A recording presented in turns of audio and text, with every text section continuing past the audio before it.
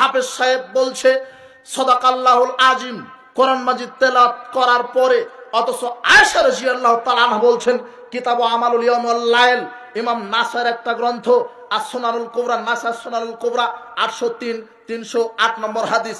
আয়েশা রাদিয়াল্লাহু তাআলা আনহা বলছেন রাসূল সাল্লাল্লাহু আলাইহি ওয়াসাল্লাম যখন কোরআন মাজিদ তেলাওয়াত শেষ করতেন তখন বলতেন সুবহানাকা আল্লাহুম্মা বিহামদিকা আশহাদু আল্লা ইলাহা ইল্লা আনতা আস্তাগফিরুকা ওয়া আতুবু ইলাইক।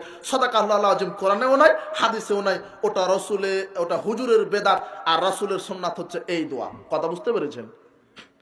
আমল যত ভালো হোক, রাসূলের নির্দেশনা যদি না থাকে আমল বাতিল হবে।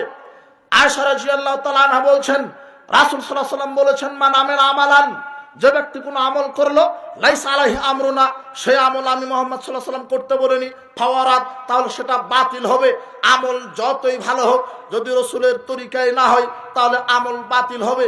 আপনাকে বলছিলাম আপনি সার্বিক জীবনে রাসূলের সুন্নাহ অনুযায়ী আমল করুন। আপনার পিতা মারা গেছে, আপনি 40 খাওয়িয়ে দিলেন, হিন্দুরা করে শ্রাদ্ধ আর আপনি করেন 40। ওদেরটা ধার নিয়ে আপনি করছেন। কাদেরটা ধার নিয়েছেন? হিন্দুর। আচ্ছা, বাপ মা মারা গেলে কি করবেন? এখানেও রাসূলের হেদায়েত নাই, হুজুরের জানা নাই। কেননা হুজুর যদি এটা জানে তাহলে হুজুরের পকেট ভরবে না।